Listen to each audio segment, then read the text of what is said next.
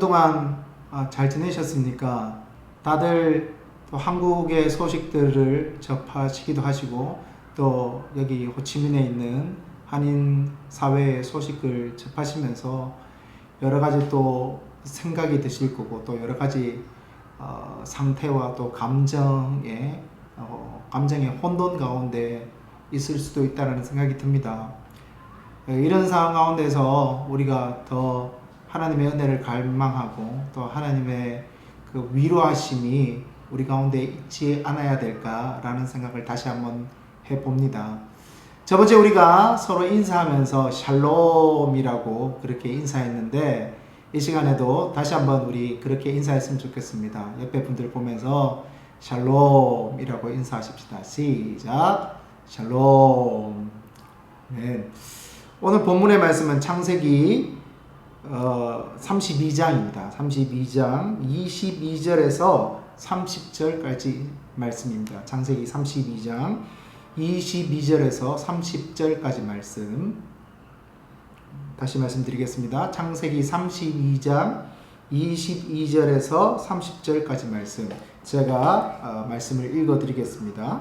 밤에 일어나 두 아내와 두 여종과 11 아들을 인도하여 약복 나루를 건널세 그들을 인도하여 시내를 건너가게 하며 그의 소유도 건너가게 하고 야곱은 홀로 남았더니 어떤 사람이 날이 새도록 야곱과 씨름하다가 자기가 야곱을 이기지 못함을 보고 그가 야곱의 허벅지 관절을 치매 야곱의 허벅지 관절이 그 사람과 씨름할 때에 어긋났더라. 그가 이르되 날이 세려하니 나로 가게 하라. 야곱이 이르되 당신이 내게 축복하지 아니하면 가게 하지 아니하겠나이다. 그 사람이 그에게 이르되 내 이름이 무엇이냐? 그가 이르되 야곱이니이다.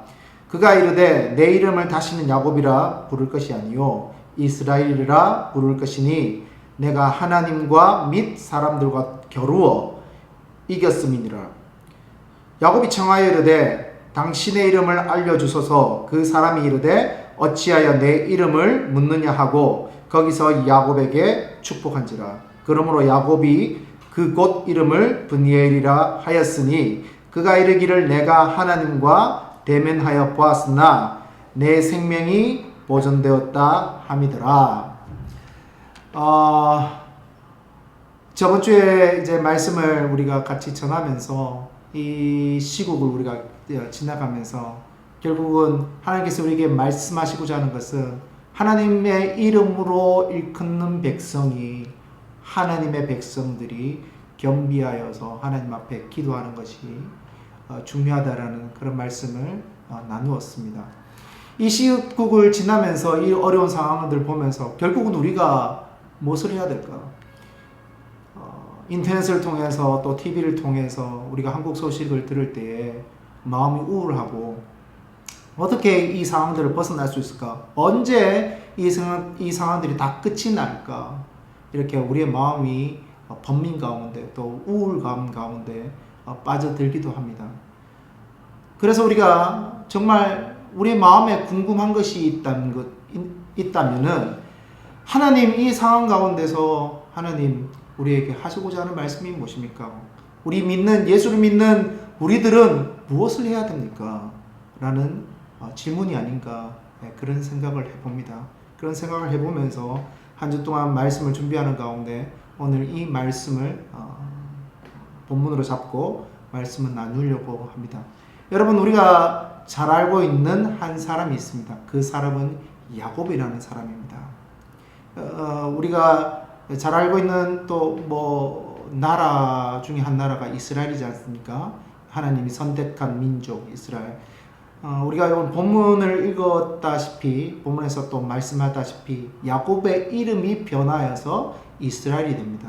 그러니까 하나님께서 약속하셨던 약속 아브라함 한 사람을 불러서 아브라함을 통하여서 모든 민족이 복을 받겠다라고 약속하셨던 우리가 말씀을 알고 있는데 그 아브라함이 이삭을 낳고 이삭이 야곱을 낳고 그리고 그 야곱의 이름이 변해서 이스라엘이 되었던 그 말씀 우리는 너무나 잘 알고 있습니다. 근데 그 이스라엘이라는 이름이 오늘 이 창세기 32장에 첫 번째로 나오게 되죠.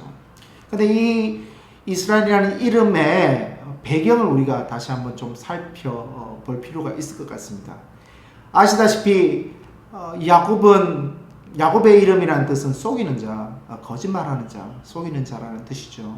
그래서 야곱의 젊은 날에 야곱의 삶을 봤을 때 형 에서와의 관계나 또 주위의 사람들의 관계를 잘 보았을 때 그 사람은 그 야곱은 하나님 앞에 축복받기 위해서 아니면 자기가 복을 받기 위해서 때로는 거짓말을 하고 때로는 거짓된 행동을 해서 그 복을 갈취하려고 하는 그런 모습들을 우리는 말씀을 통해서 성경을 통해서 볼 수 있습니다. 그래서 가장 중요한 우리 그 스토리를 하나 우리가 잘 알고 있는 말씀인데 원래는 하나님의 복이 그 가족에 있는 장자에게 하나님의 복이 드러날 수 있게 되는데 그래서 야곱의 아버지 에서의 아버지 이삭은 첫 아들 에서에게 이 장자권의 축복을 주기 위해서 준비를 하였습니다. 그런데 그 야곱과 어머니 리브가의 어떤 생각으로 또 어떤 준비로 형 에서가 축복을 받지 못하고 야곱이 축복을 받는 그러한 우리 일들을 우리는 너무나 잘 알고 있습니다. 사실 그 일들 때문에 야곱은 형 에서의 얼굴을 피해서 도망을 가게 되죠.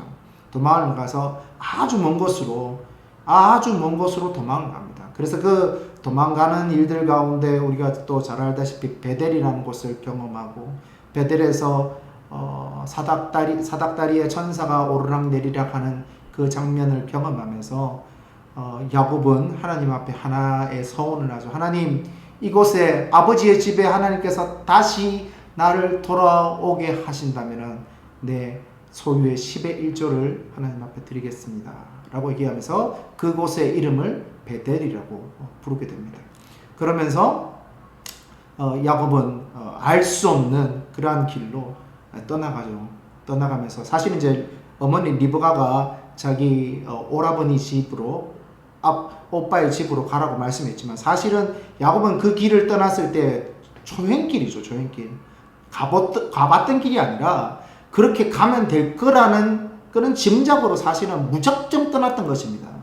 근데 무작정 떠났지만 하나님의 그 인도하심과 하나님의 신실하심으로 그 야곱은 자기 삼촌 라반의 집에 무사히 도착하게 됩니다. 무사히 도착하면서 그곳에서 자기가 사랑했던 라헬도 만나게 되고 또 원치 않았지만 또 나의 누이 레아도 자기의 아내로 맞아들이게 되고 또 그 레아와 라헬의 여종이었던 두 여종들도 같이 자기의 아내로 맞이하게 되는 그런 일들이 일어나게 된 것이죠. 일단은 모든 스토리는 다 적어놓고 자기 삼촌 라반이 야곱이 라헬을 좋아한다라는 것을 알면서 사실은 그 라반은 야곱이 하나님의 축복이 함께하는 사람인 것을 그 삼촌 라반은 알고 있었던 것이죠. 그래서 어찌하면 이 야곱을 자기의 집에, 자기의 가족에, 자기가 소유하는 곳에 오래 머물도록 할 것인가? 왜? 야곱이 함께하는 곳에는 하나님의 복이 함께한다는 것을 그 삼촌 라반은 알았던 것입니다.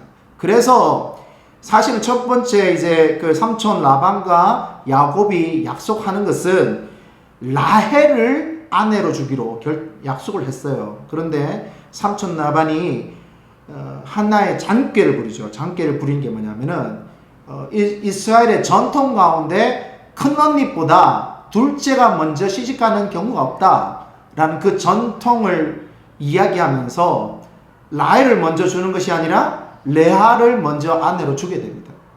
그래서 야곱이 그 첫날 밤 신혼이 끝나고 첫날 밤을 보면서 자기 아내가 라헬이 아니라 언니 레아였던 것을 알았던 거죠. 그래서 그걸 가지고 삼촌 라반에게 가서 어떻게 이럴 수가 있습니까? 삼촌 어떻게 이럴 수가 있습니까? 저는 레아를 사랑하는 것이 아니라 라헬을 사랑합니다. 왜 라헬을 주지 않으시고 레아를 주십니까? 라고 질문하였을 때 그 삼촌 라반이 이런 대답을 하죠. 우리 나라의 우리 민족의 전통 가운데 언니보다 동생이 먼저 가는 경우는 없다. 그런 이야기를 하면서 그런 빌미를 내놓으면서 야곱을 더 붙잡고 싶은 마음이 있었던 것입니다. 그래서 그 삼촌이 다시 제안하기를 내가 너를 위해서 레아도 주고 다시 라헬도 주겠다. 근데 한 가지 약속하자, 제안을 하자. 그것이 무엇이냐면은 레아를 널 줄 테니까 레아 때문에 7년 동안 나를 위해 우리 가정을 위해서 일을 해달라. 그리고 라헬도 주겠다. 그 라헬을 위해서도 라헬 때문이라도 7년 동안 더 7년 플러스 7년 그러니까 합의 14년을 우리 가족을 위해서 우리 종족들을 위해서 너가 좀 같이 일해줬으면 좋겠다라고 이야기하는 것입니다. 네. 그래서 그 제안을 야곱은 받아들입니다. 성경의 말씀에 보니까 라헬을 사랑했던 마음 때문에 그 수년의 날이 그렇게 길지 않고 꼭 하루와 같은 그런 느낌을 가졌다라고 야곱은 이야기하고 있죠. 네, 7년 더하기 7년은 14년인데 사실은 우리가 잘 알다시피 14년만 일했던 것이 아니라 14년 플러스 6년 더해서 20년 동안 야곱은 삼촌 라반 집에서 그렇게 어떻게 보면 종으로서 일을 하게 됩니다. 근데 우리가 잘 알다시피 하나님의 약속은 변함이 없으시기 때문에 하나님의 복이 야곱과 함께 했고 그리고 야곱이 삼촌 라반 집에 있을 때 하나님의 복이 야곱을 통하여서 삼촌 라반의 가정에 함께 했던 것을 우리는 말씀을 통해서 알 수 있는 것이죠. 그런데 여기서 우리가 한 가지 잊어버리지 말아야 될 것은 야곱은 그 20년 동안 한 번도 잊어버리지 않았던 그 한 가지 일이 있었습니다. 그것이 무엇이냐면은 집으로 돌아가야 된다. 나는 여기에 있어야 될 사람이 아니라 집으로 돌아가야 된다. 그 근거에는 베델에서 만났던 하나님께서 내가 너를 다시 너희 아비의 집으로 돌아오게 할 것이다라는 그 약속의 말씀을 야곱은 잊어버린 적이 없습니다. 야곱은 잊어버린 적이 없던 것이죠. 그래서 야곱은 그 20년 동안 한 번도 잊어버리지 않았던 하나님의 약속과 자기의 기억 그리고 자기 소망 나는 아버지의 이삭의 집으로 돌아가야 된다. 이삭의 집으로 돌아가야 된다. 라는 것이 야곱의 소원이었습니다. 그래서 하나님의 그 신실한 약속은 우리와 함께 그리고 야곱과 함께 하시는 것이죠. 그래서 20년 후에 하나님 신실하심으로 야곱은 집으로 돌아오게 됩니다. 중간에 여러 가지 이야기가 있지만은 그것을 이 시간에 다 이야기할 수는 없을 것 같고요. 20년 이후에 자기 집으로 돌아오게 되는데 가장 큰 문제 하나가 야곱에게는 있었던 것이죠. 그 문제가 무엇이냐면은 에서와의 관계의 문제입니다. 에서와의 관계. 에서만 생각하면 어떻게 보면은 마음이 채있는 거, 밥을 먹고 채있는 것 같이 마음이 채있는 것 같이 속이 답답한 어떻게 이 문제를 해결해야 되지 못하는 그런 마음을 가졌던 것이 야곱의 마음이 아닌가 라는 생각이 듭니다.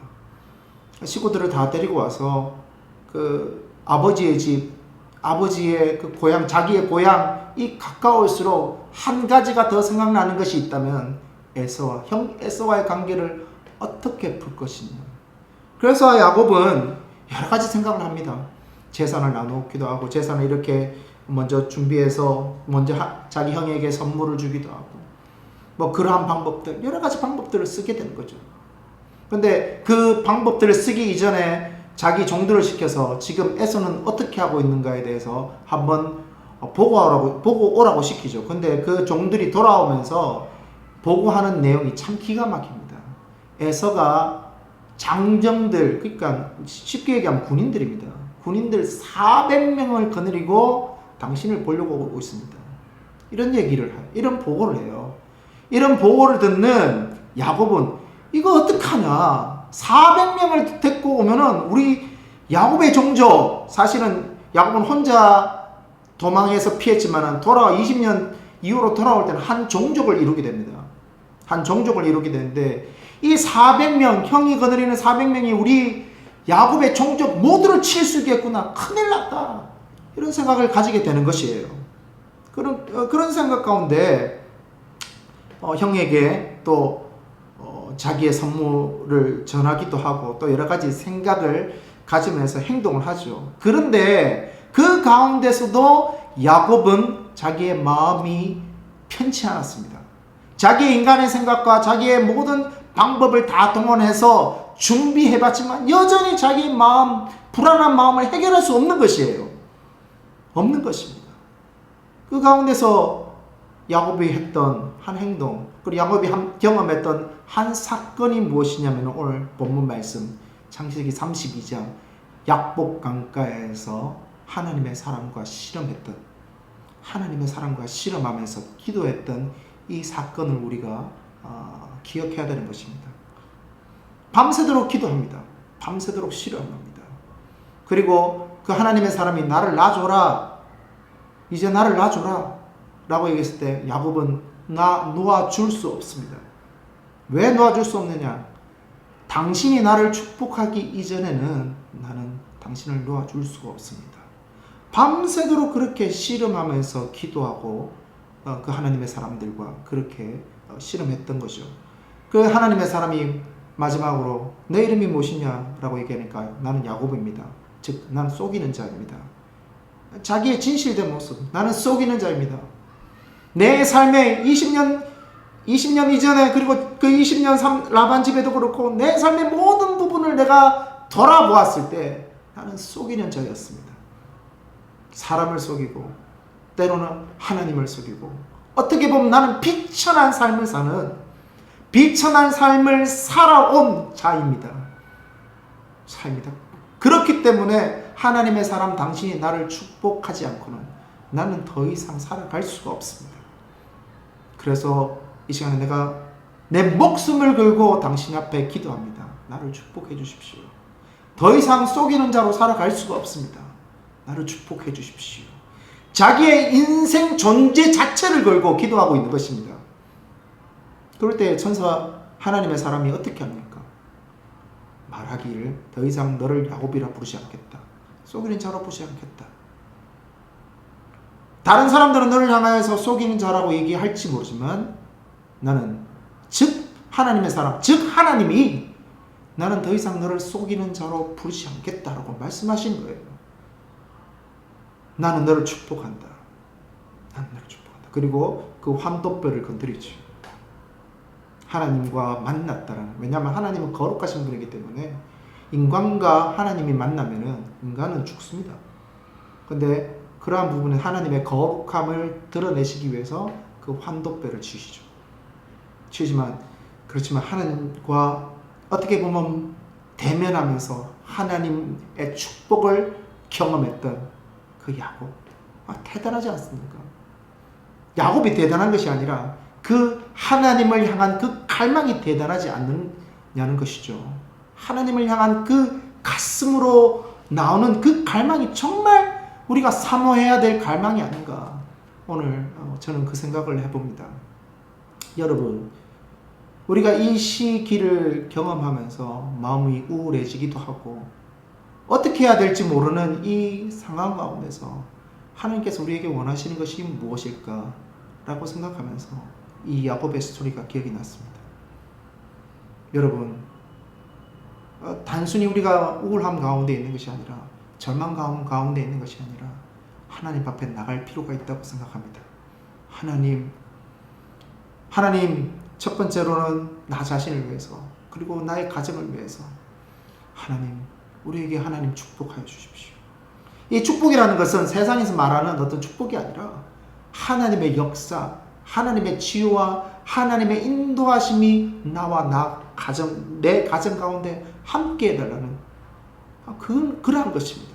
더 이상 속이는 자로 사는 것이 아니라 더 이상 사람을 속이고 더 이상 내 마음을 속이고 내 주위에 있는 사람들을 속이고 내 가족을 속이고 그러한 어떤 교묘한 생각으로 살아가는 내 삶이 아니라 하나님의 말씀대로 살아가기를 원하는 그 갈망, 하나님의 뜻대로 살아가기를 원하는 그 갈망을 가지면서 살아가기를 원하는, 그래서 우리의 삶을 회개하고 주님, 내가 주님의 뜻으로 내 마음과 내 삶을 돌이킵니다 라는 그러한 기도하는 마음으로 우리가 하나님 앞에 나가야 되는 시간이 지금 이 시간이 아닌가 라는 생각을 해봅니다.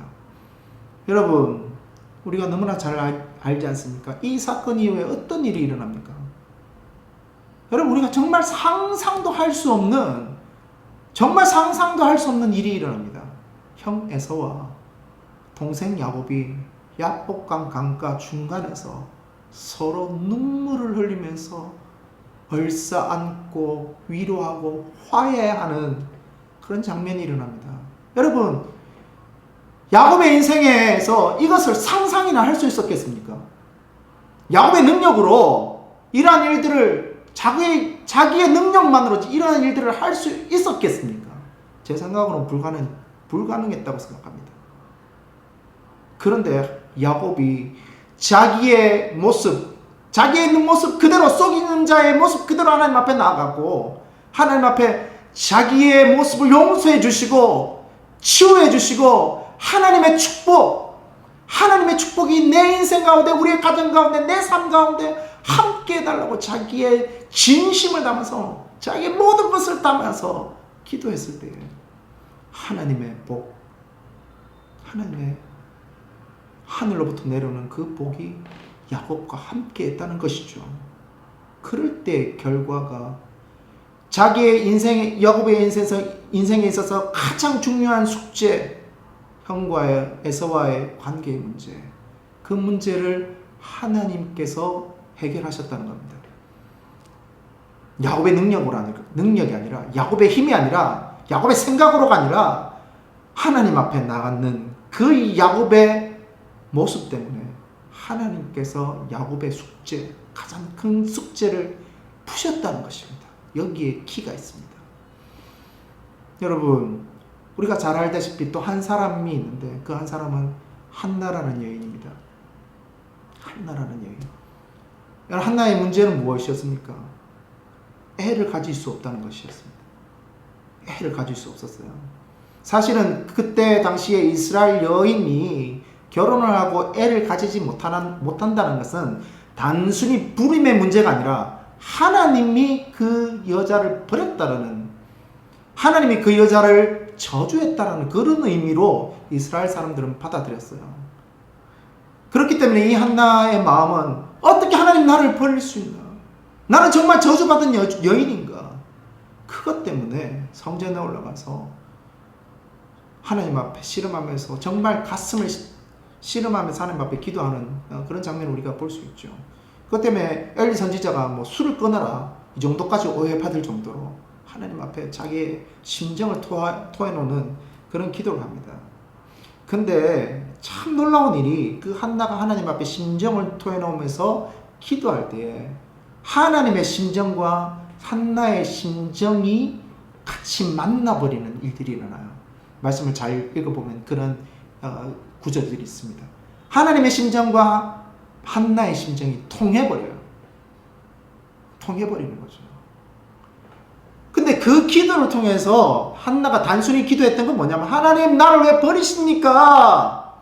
하나님 나를 왜 버리십니까? 라는 기도로 시작했는데, 하나님의 심정과 한나의 심정이 통해버리니까 어떤 기도로 바뀌냐면은, 만약에 하나님 나에게 아들을 주시면은 내가 어떻게 한다고요? 그 아들에게 머리에 삭도를 대지 않겠다, 나시린으로 서원하겠다라는 그런 기도를 하는 거죠. 여러분, 한나의 처음 기도는 그런 기도가 아니었습니다. 단순히 마음이 억울하니까, 심정이 억울하니까 하나님 앞에 기도하러 나갔는 거예요. 그런데 그 기도 가운데 하나님을 만나버리니까, 하나님이 원하시는 것을 알고, 만약에 하나님께서 나에게 아들을 주시면 내가 그 아들을 나신으로 하나님 앞에 바치겠습니다. 하나님의 마음을 알게 된 거죠. 여러분, 이 사건은 그 아들이 우리가 누구인지 너무나 잘 알고 있습니다. 그 아들이 누구냐면은 사무엘이라는 사람입니다. 여러분, 사무엘이라는 사람은 마지막 사사이고 첫 번째 선지자로 등극합니다. 이스라엘에 있어서 어떻게 보면 굉장히 중요한 한 사람으로 등극합니다. 미스바에서 이스라엘 전체 회중들을 모아서 회개 운동을 벌이는가 한편, 두 번째 왕, 하나님의 나라의 대표적 인물로 이야기할 수 있는 다윗 왕을 기름 부은 그러한 인물로 하나님은 사무엘을 선택합니다. 여러분, 그 사무엘이 태어난 배경이 무엇입니까? 한 여인의 애통함 때문이에요. 한 여인의 애통함의 기도 때문입니다. 그 여인이 그 애통함의 기도가 어떻게 결과가 될 줄 알았겠습니까? 한나가 그런 것을 알았다고 생각하십니까? 저는 몰랐다고 생각해요.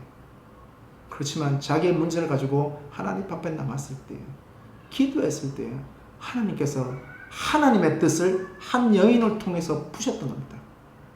여러분, 한 가지만 더 얘기하겠습니다. 여러분, 사울과 신라가 옥중에 갇혔던 일들을 잘 아실 겁니다. 마게도냐 환상을 통해서 아시아로 가려고 했던 그 계획이 마게도냐 환상을 통해서 빌립보로 가게 되죠. 빌립보 가면서 그곳에서 복음을 전하다가 귀신 든 한 사람을 만나게 되는데, 그 귀신을 축사함으로 인해서 그 귀신을 통하여서 이윤을 벌인 사람들이 바울과 신라를 고발하게 됩니다. 고발했던 죄의 목록은 뭐냐면, 이 사람들이 이상한 우리나라의 로마의 법을 이야기하는 것이 아니라 이상한 법을 가지고 사람들을 현혹케 한다 라고 이야기하면서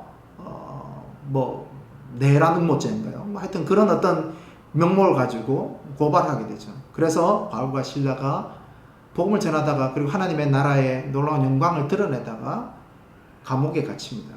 여러분, 우리가 이 사건을 너무나 잘 알지만 생각해 보십시오. 우리가 하나님의 뜻대로 살았을 때, 하나님의 뜻대로 살고 그것이 고난이지 않습니까? 하나님의 뜻대로 산다는 게 쉬운 길이 아니에요. 좁은 길 아닙니다. 넓은 길이 아닙니다. 좁은 길이죠. 다른 사람들이 원하는 길이 아니에요. 많은 사람들이 원하는 길이 아니에요. 원하지 않는 길입니다. 바울과 신라가 많은 사람들이 원하지 않는 길, 하나님이 원하는 길로 그렇게 살면서 복음을 증거했는데, 그 결과가 무엇이냐면은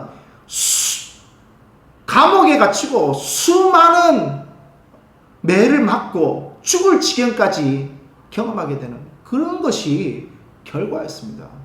여러분, 만약에 제가 이런 경험을 한다면 정말 저는 하나님을 원망할 수도 있을 것 같습니다. 하나님, 나는 왜 이런 경험을 해야 됩니까? 내가 뭐 죄를 저질렀습니까? 하나님, 나는 하나님의 뜻대로 하나님께서 말씀하신 대로 원했기 때문에, 하나님께서 그렇게 나에게 말씀하셨기 때문에 나는 그 길을 갖는 것밖에 없지 않습니까? 근데 이게 뭡니까? 나에게 이렇게 주어진 결과가 뭡니까? 저는 그렇게 말했을 것 같아요. 근데 바울과 신라의 행동은 정말 어떻게 보면은 어처구니가 없는 그런 행동을 하게 됩니다. 그 행동이 뭡니까? 정말 수많은 매를 맞고 나서도 바울과 신라가 했던 행동은 하나님을 찬양합니다. 이게 여러분 생각을 해보십시오. 이게 상식적인 행동입니까? 상식적인 행동이 아니에요. 그런데 바울과 신라는 그런 가운데서도 하나님을 찬양하기로 결정합니다. 하나님을 찬양하기로 결정해요.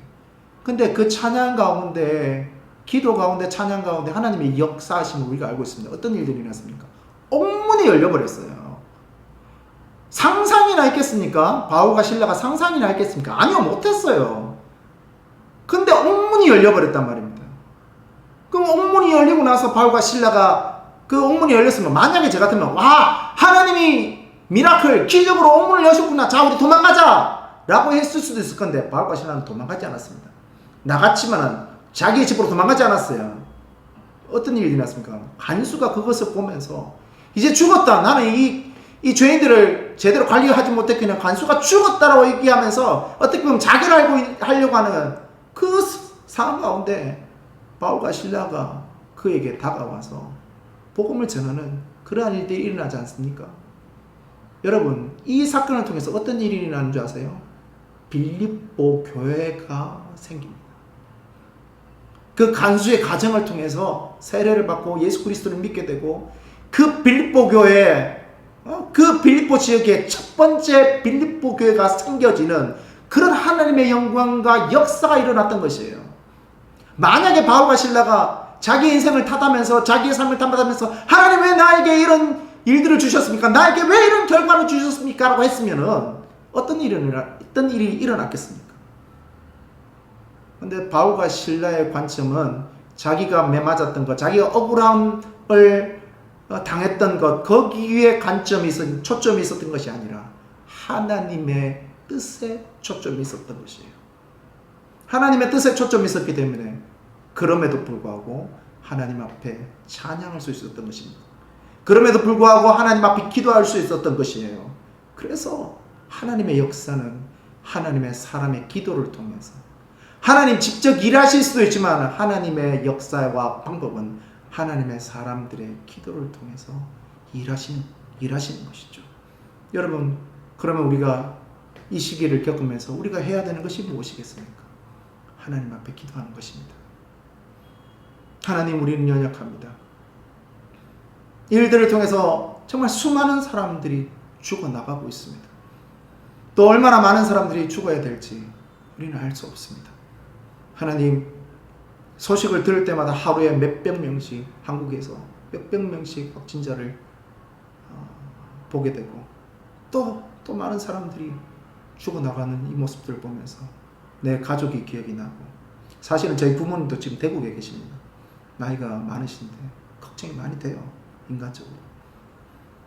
여러분들도 그럴 수 있겠죠. 한국에 있는 가족들을 생각하면서, 지인들을 생각하면서 걱정이 될 수 있습니다. 하나님, 어떻게 해야 됩니까? 이 상황에서 우리가 어떻게 해야 됩니까?